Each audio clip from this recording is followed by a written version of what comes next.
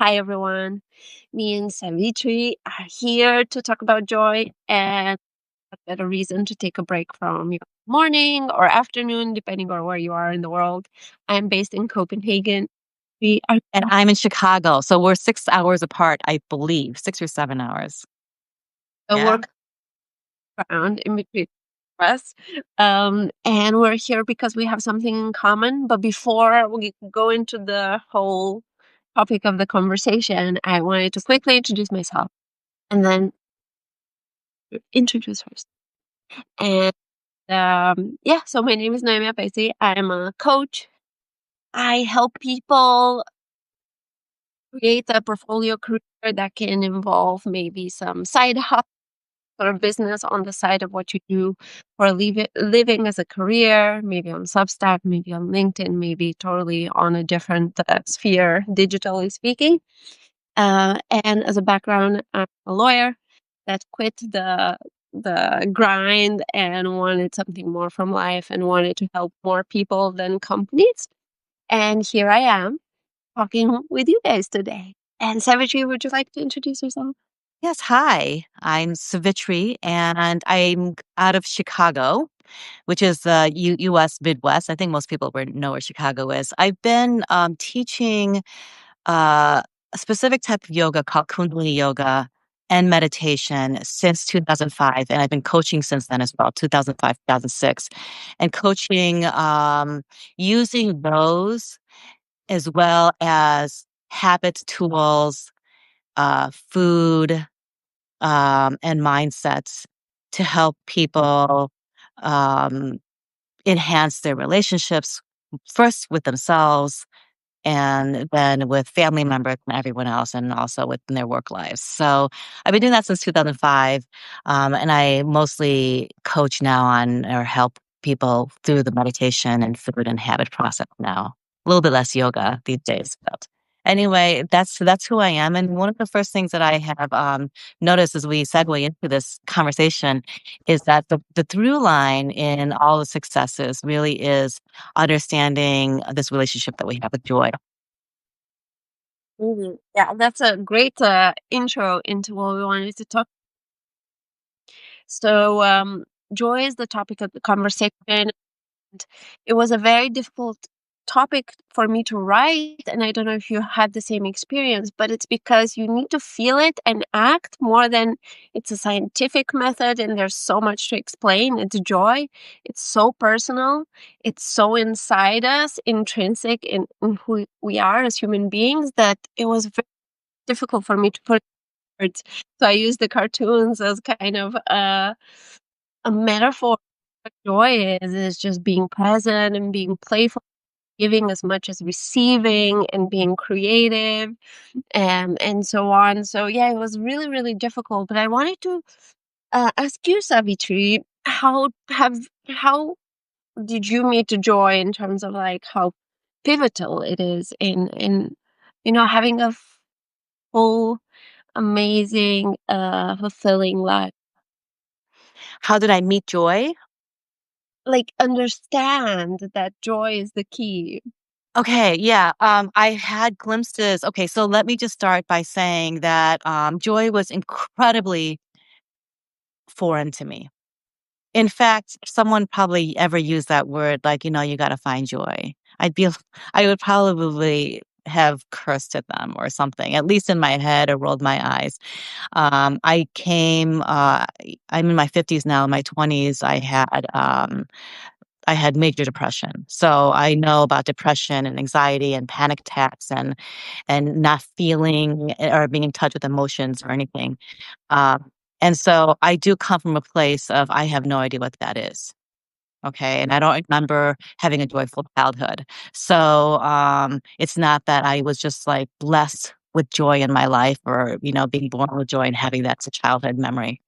Um, so the first glimpse I ever had was when I started practicing yoga, and I was chanting this meditation with this album. And one day, just out of nowhere, I was in my bedroom and I just felt this immense joy. And like, I started to cry. It came out of nowhere. I was, like, in the middle of, I don't know, folding laundry, putting things away, I don't know, and I just felt it. Something happened in my body, and I'm like, "Oh, wow, this feeling exists. This feeling exists," and it was temporary, but it exists. And then, um and then it had to be maybe another 5 years later that I met it again. And, uh, this time it was through my first, practice in Kundalini yoga, and I just thought it was the weirdest yoga. I'm like, "I don't know if I this is so strange. It's not like the normal yoga.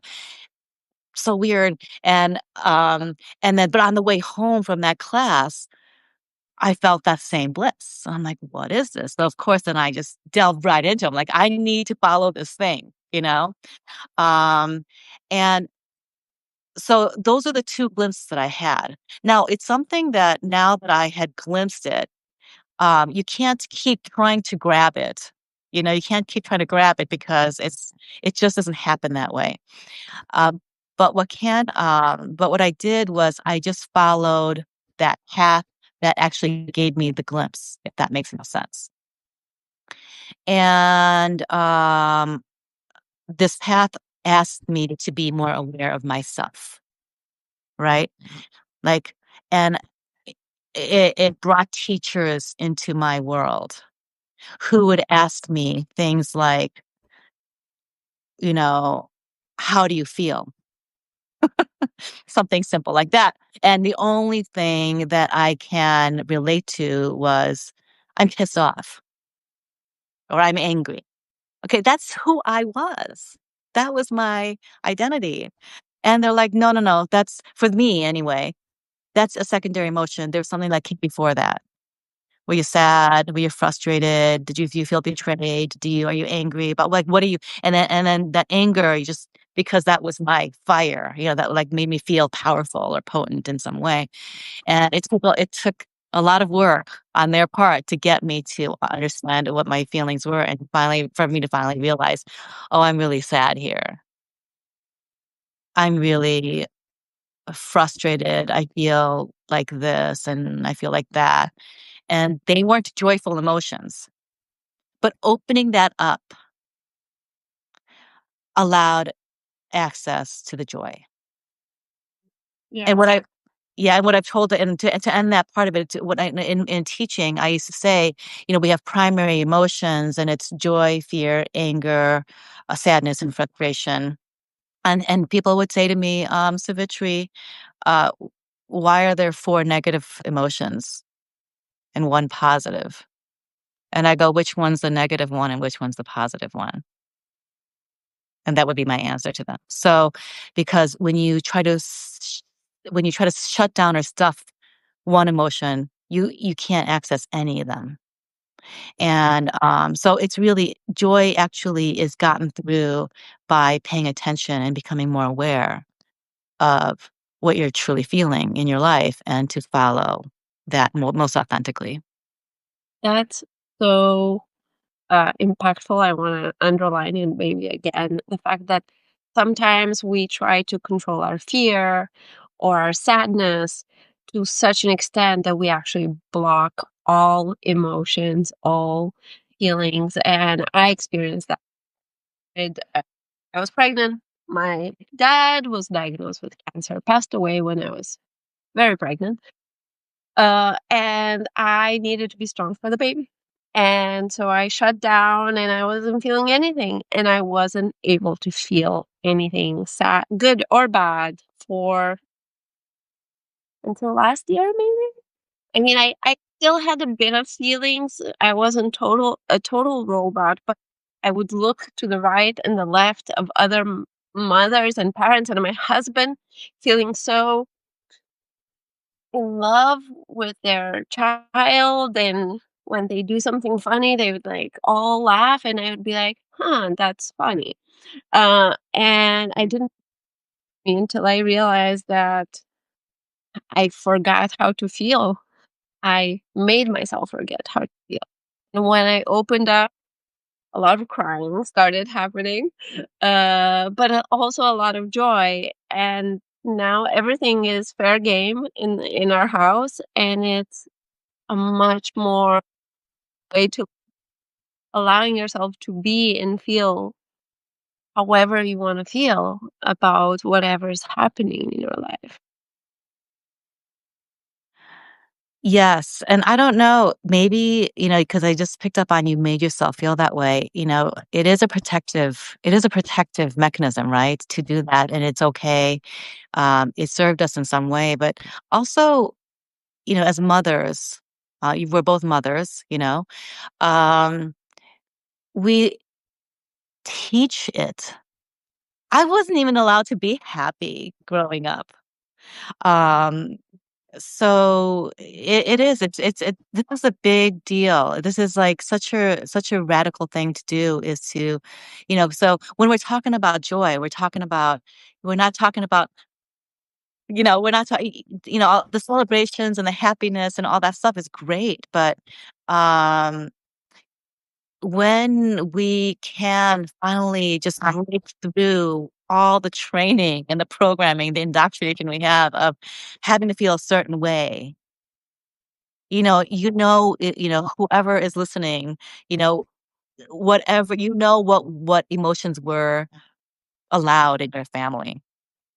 And it's a big deal to recognize that and to then observe it in yourself to know how that has shaped your life today.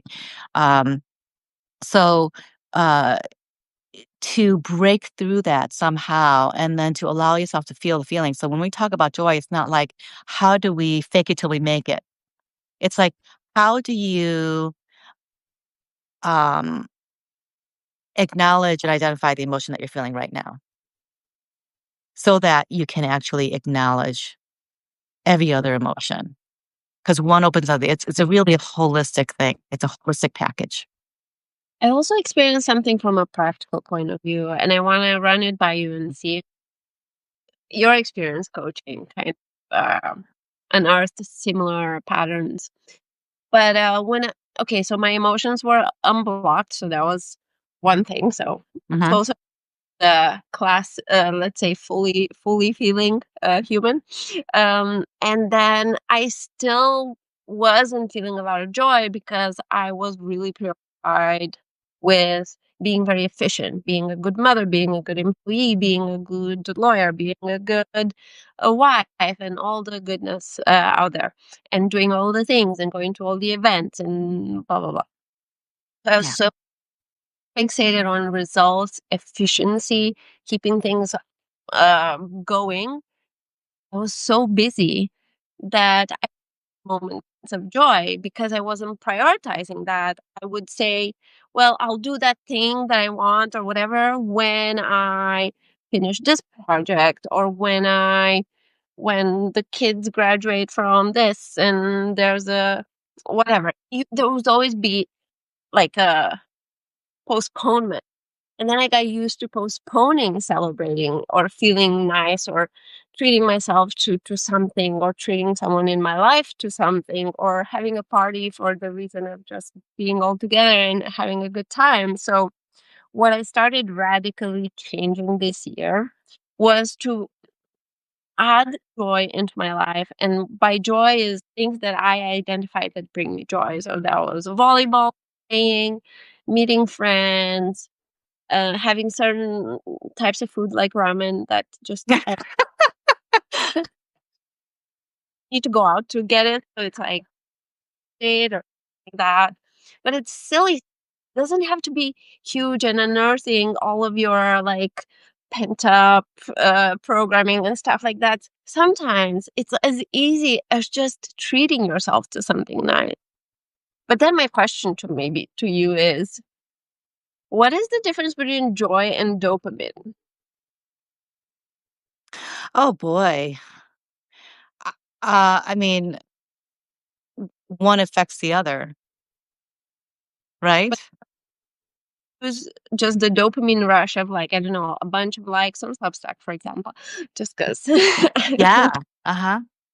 feel actual joy, but it's the same. And the thing with dopamine rush is that there's a high and then there's a huge and equal up thing of happiness, whilst with joy, it's self-sustaining, it's also contagious, and it's something that doesn't provide this kind of, yo-yo thing. Right. I mean, so I don't know how to directly answer the question about what's the difference between joy and dopamine, but what you're talking about right now is joy is not, the way I'm using the word joy, people use it loosely. I mean, that word can be used very loosely. Is I'm talking about the kind of joy that is not depend on external factors, right? You don't have to be doing to be playing or to get good news about a job or a relationship or anything like that to have that that joy. Okay. And you can have it when the worst things are actually happening to you. Okay. And it doesn't mean that you're like blowing a horn or celebrating, or smiling and laughing and giggling. Joy is a deep seat. It's one of those things where I used to do this where like, this, joy is like this and, but really, I mean, it's like this as in it's high, like there's kind of this high level of being, like an elevated, energetic level of being that even when you are experiencing the irritations of life, it's still there. Okay. Um, and it's actually equanimity, right? Because really what we're using is the word equanimity. If and it just basically means whatever comes your way, you know, you're um you're not so moved up and down by it. Because that kind of joy, that kind of moving up i- is not great. Because the higher you go, the further you can fall. If you're that influenced that something can just go like this, like if I have 100 likes, of course I'm going to be happy, um, but it's not going to be the kind of happiness that can actually, if I have 0 likes, that's going to ruin my day the next day, you know? Um, how else can I explain that? And so basically, and when I do this, I don't mean that you don't have emotion. You have emotion. Does that make sense at all? Like you have emotion, but you kind of have like this elevated sense of mood. You're just fine with whatever comes your way. Uh-huh. You're very grounded and Uh-huh. accept everything for what it is and accept yourself for who you are. So it's very much linked to authentic kind of understanding that we're all connected and the good and the bad live together in the world, and bad joys and good joys also live together in the world. And it's so important to accept everything as it comes, like the waves coming in, retreating into the sea, and not trying to control everything, because efficiency, control, wanting results, all those things are not something that when you focus too much on it, you kind of lose your balance in yourself. You require these external kind of factors to validate you, to make you feel something, whilst happiness is from inside coming out. Yes. And thank you for saying that. It's that when we that everything to accept something is to accept that this is what it is. You know what I mean? And when you can accept that as information, and this is probably the key part of joy is to accept something not as good or bad, but as information. And to then information that tells you, here is the next step that I can take versus taking something and going, oh, this is good or this is bad, and then going into the story like, "Oh my god, I'm so great. I just worked so hard and look what I've done." You know what I mean? Or this really stinks and I'm such a loser and when is life going to change for me? So that's a story. It's a narrative that we get out of things that happen externally, versus accepting. And that's not accepting. That's kind of a form of resistance and like a battle. It's like we're resisting and battling, and that's what's causing that lack of joy.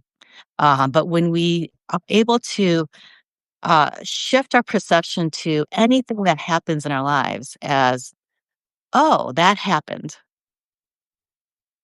and that makes me sad, then I know, wait a minute, it made me sad.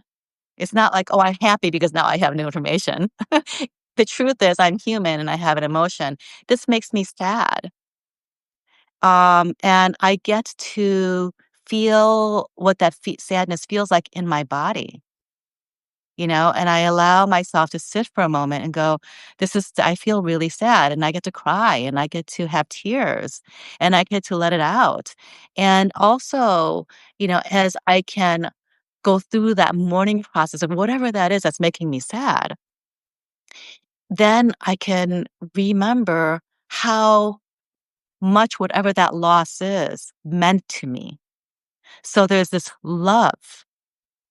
And it reminded me of how special something is. Could be a person or the same, whatever's making you sad. And what it does is it brings up, it reveals your truest values. Because if it didn't make you sad and you lost something, for instance, eh, then it really wasn't a value. It's almost like, well, good riddance type of thing. And that also gives you information. But like when you feel that, you want to feel that, and that and then and really honor that loss of something that's so highly valuable in your life. Um, that's joy. I have a question. Yes. So, joy in the deepest sense of joy is not something influenced by others, it's something inside. However, psychology, the way we're built as humans, we feel fear and all the negative emotions much more and focus on them much more than the positive ones. Mm. I'm thinking in my strategy of coaching and living my life, I want to put a magnifying glass to everything that brings me joy, maybe the more superficial kind of a puppy is cute and is walking by and stops so I can pet him or whatever. That brings me joy and being kind of greedy with these moments of joy and bringing them more into my life because I want them and I need them to balance out all the negative things. And I also wanna celebrate when something great happens, like 100 likes on Substack or whatever, or 1,000,000. But like, I understand having this kind of all-encompassing joy that comes from within, but I also want to have the superficial joy of smile Yes. and Yes. and and showing, modeling to my daughter, to my husband, to everyone around me that joy is good and we should express it and we should allow it as much as all the other emotions.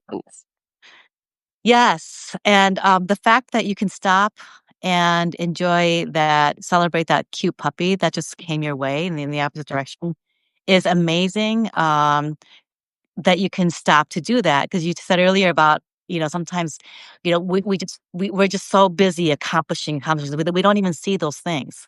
We don't see, I love when I can notice when I'm walking and I can see the different ways that the trunk of each trunk of the tree are just so different from the next one, and it just brings me so much joy. And every puppy and every cat I ever see just makes me feel so joyful, and that does require slowing down your mind enough to even be able to see it, because I know a lot of people who would just walk right past those, and they're on their phone or they're just in their head and doing all that stuff, so that's very important. One of the things, I never, like, I'm careful not to say, just be, even though being is such an important thing, to say, "Well, don't worry about your goals." You know what I mean? Because we have this kind of like this society, our world right now has this kinda, um this kind of love-hate relationship with goals, we wanna get somewhere, and yet we just wanna be, you know? But one of the things that I was taught, in terms of being able to bring joy in my life is, well, first of all, when we don't think that we're healing, but when we're so hard pushing, we are moving off of we're running on an emotion, and that's fear. Fear of not being enough, fear of not, fear, whatever the fear is. So there is an emotion that we're running off of. Um, one of the things that I was forced to do. I'm sorry, what did I was saying falling behind, not being as yes. good, as amazing as the next guy or girl. Yeah, it's fear. It's fear, right? Um, one of the things I was asked to do. I said forced to do. I was asked to forced to do, because it was so hard for me, is I would make, goals that I wanted, that like a weekly goal, a monthly goal, a um, quarterly goal, and an annual goal, okay, when I was in business. And I guess I'm still in business, but like a corporate business. And my coach said to me, make a goal for each one, and then make rewards and consequences for each of those, weekly, monthly.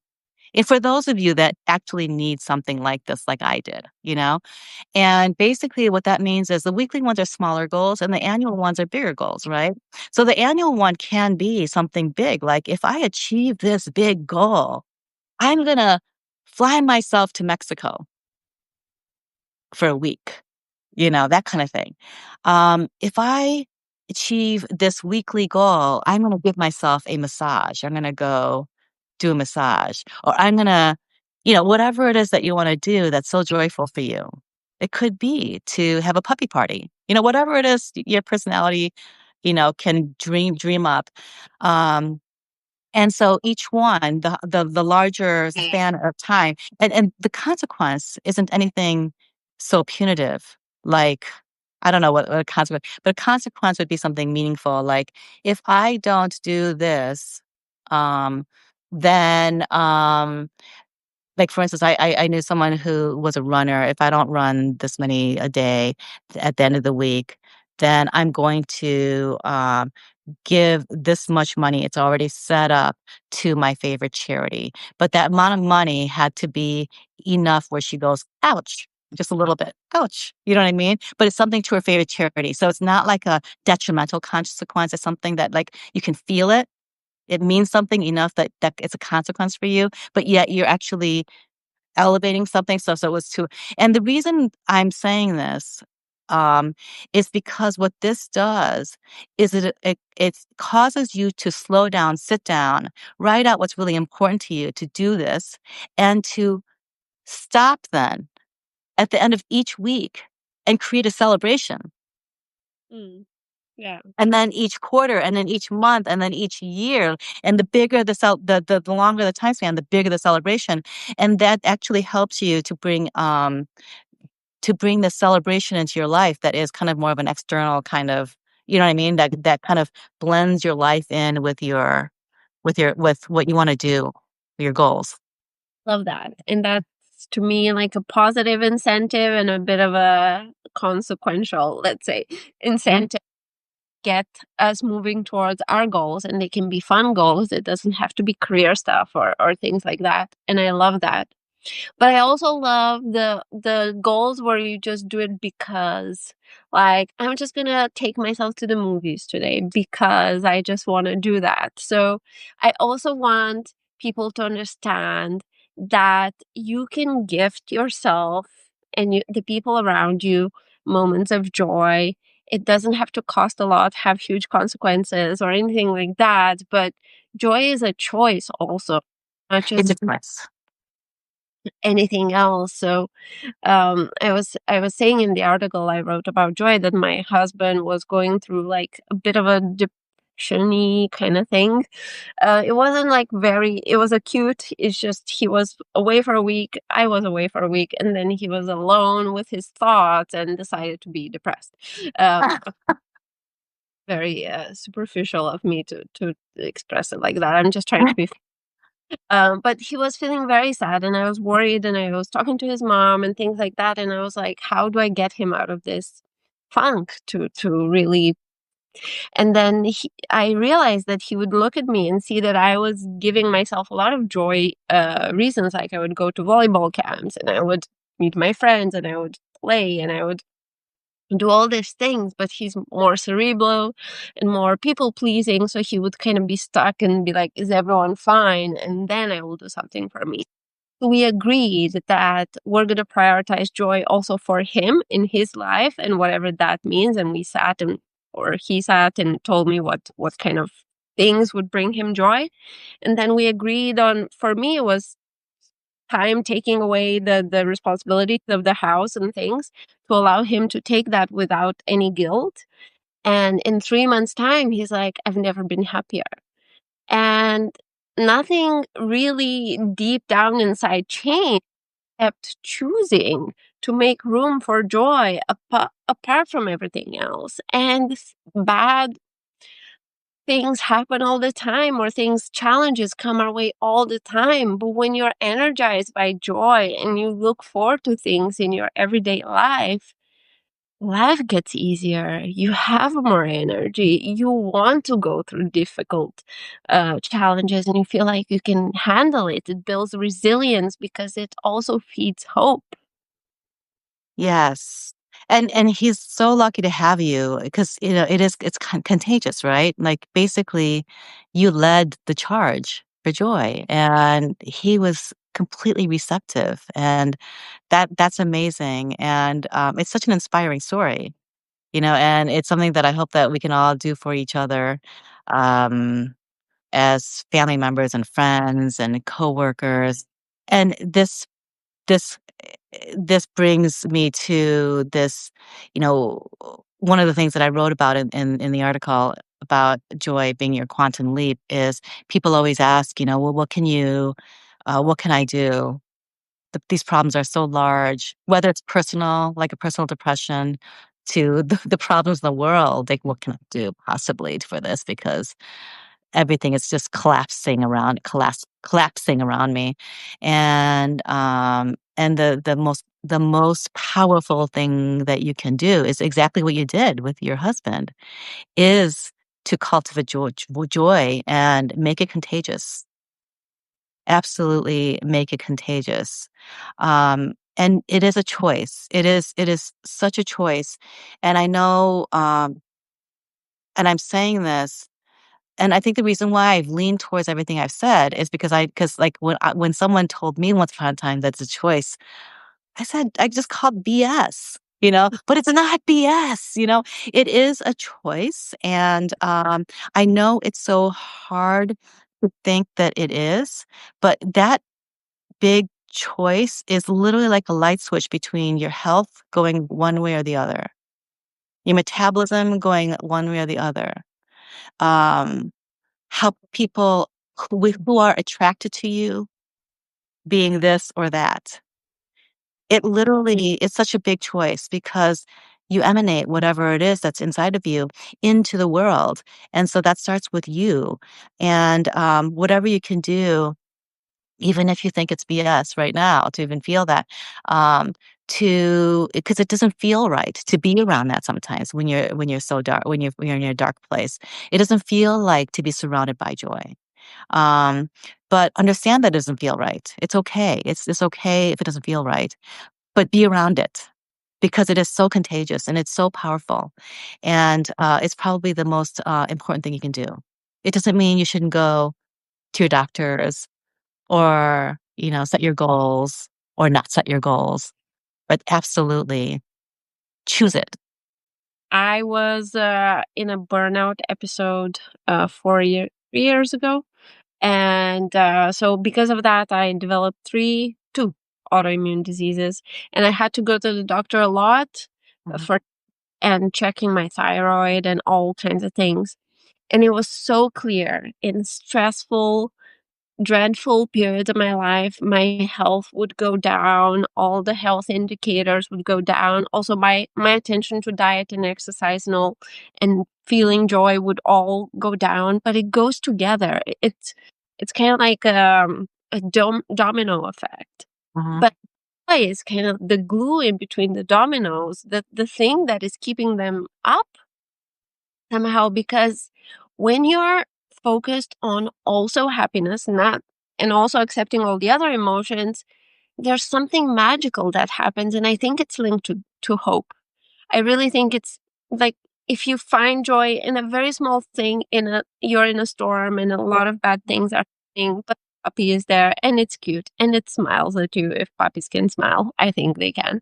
Uh, and that gives you a little joy. That's like a little seed of sunshine in a stormy day, and that's sometimes all we really need to kind of really realize that it's temporary. Everything that we're feeling is temporary. And that's what also builds on the resilience factor of joy.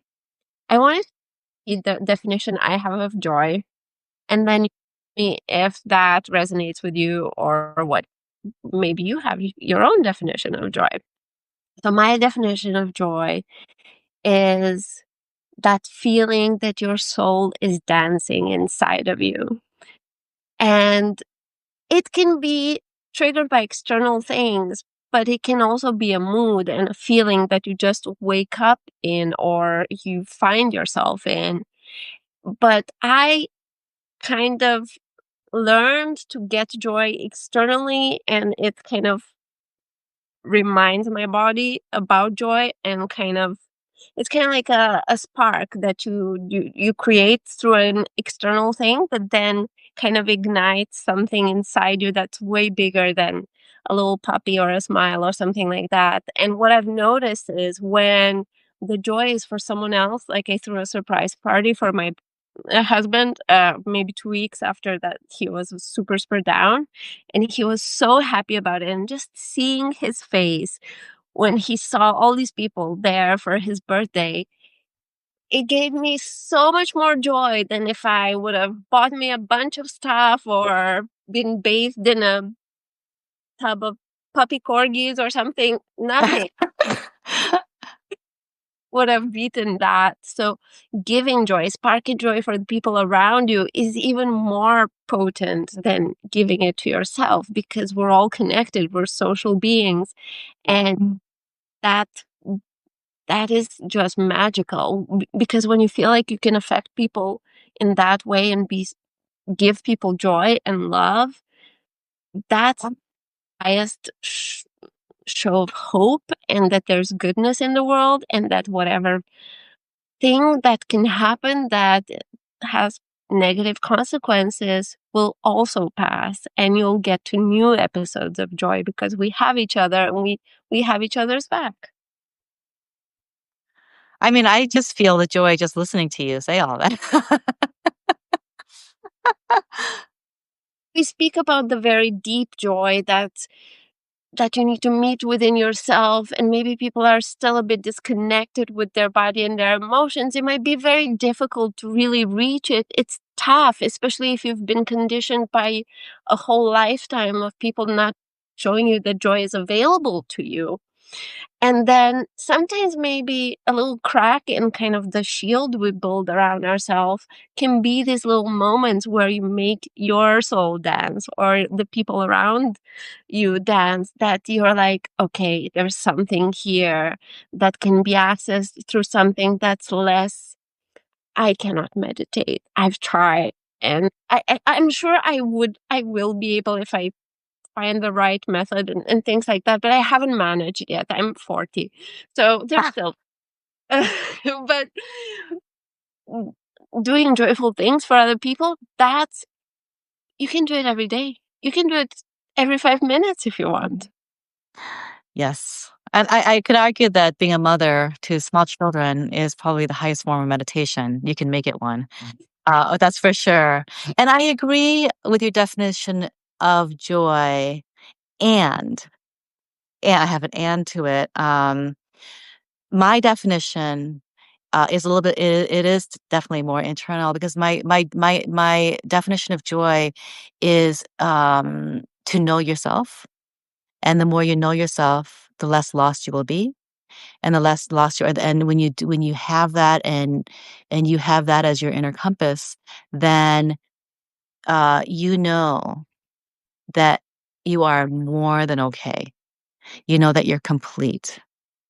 Um, Whether there's a party happening around you and everyone's laughing, or there's just a lot, no matter what's happening, you're going to be okay. And I can say this out of an experience of having found access to the deepest joy.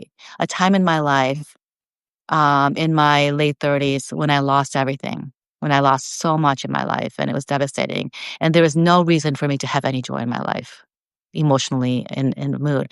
And so, and that's when I was able to tap into the deepest kind of joy, and also produce joy on the outside. And the way that happens, the way it's sustainable, is because I knew who I was. And by knowing who I was, I felt complete. And any fears I had was information that maybe I need to harness it or switch directions, or whatever the case. And and in knowing that I was more than okay, and from the outside looking in, no one could ever see that about me, that I was going to be more than okay, but I was more than okay. Um, and that I am complete. It actually creates this solid kind of joy through and through, um, that you can pass on. I mean, you pass it on, and one of the things, about this also,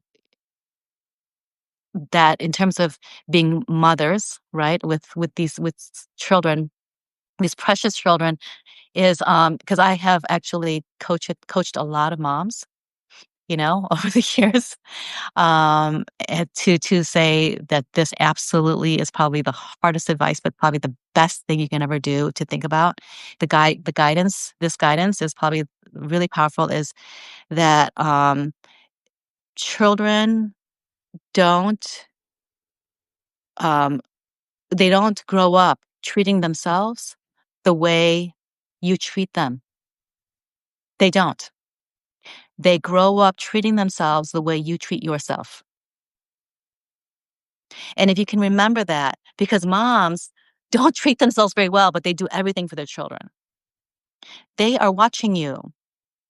And I'm bringing this in with joy because you better know what that is. If you don't want them to have to work so hard to find it themselves. Um, and it's wonderful to present joy for them and give them all these circumstances. That's easy for them to find joy, but it's necessary for you to find your joy inside, no matter what's happening, because that's how they'll know how to do it. And so, to me, that is the joy, is to know yourself. Yeah. Amazing. And I want to echo that with a psychological study that I read where it said that up to the age of 7, children just have the same emotions as you do. Mhm. So studies where a child was put in front of an examiner and the parent was behind the screen, and whatever emotion the parent was feeling behind, the child would showcase with no reason or indication that their parents were there. And it's normally with the parent that they're most connected emotionally with, but Uh-huh. what you're feeling. So that's another incentive for every parent out there to really take care of your emotional state and your well-being, because that's gonna have repercussions for your kids that are beyond anything you can imagine. And sharing joy is much better than just showing other people joy. Like, I'm Yes. occasion for joy. Go be joyful. I'm gonna be stressed in the kitchen trying to clean everything. Have fun. So yeah, that's what I wanted to say. Yeah. Um, any parting words? I mean, that was an amazing last powerful piece of advice. The one about parents have a responsibility to really cultivate joy inside them because that's what children are going to see. They do what we do, not what we say, kind of thing.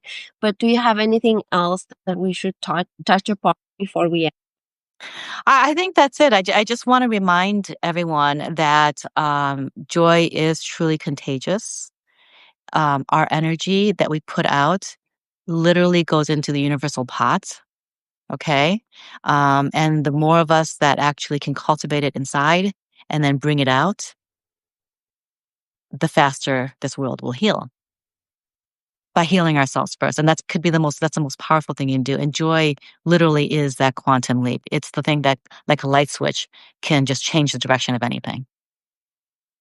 And speaking of emotions of and parenting, what maybe I would like to add before we wrap it up is that as a leader within an organization, as a CEO of your own life, CEO of your own family, whatever you lead, your church, your book club, whatever, if you're a leader, your your emotional well-being, your stress, everything is contagious down to all the people that you're leading.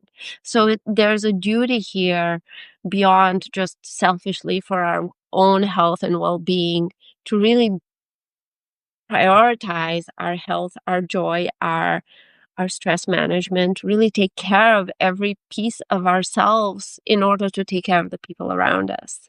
Joy is contagious, also stress is contagious. Yes. And Mhm. we tend to focus on the bad stuff. So that means we need to push extra hard on the joy. And definitely surround yourself with puppies. Unless you're allergic, then maybe. Thank you so much for today. It's been so fun. I enjoyed tremendously our conversation, and I want to give meditation another try and find the deep joy that maybe I have it, but maybe I don't stand still enough to notice it. If that's maybe the case, but I will report back on it. I hope Please. I Okay. an amazing, joyful rest of the day, week, month, quarter, year. That's the goal. We're born to spread joy, to feel joy. That's kind of our that should be kind of our baseline for every single day of our lives. And if that's your goal, waking up each day for yourself and your family, your life will be unrecognizable, even if you don't do anything else in your life. That is the truth. So thank you for that. That's a great way to end. Thank you. Take It was care. great talking to you. Thank you. Bye, guys. I'm gonna figure out how to end this now. If I Okay.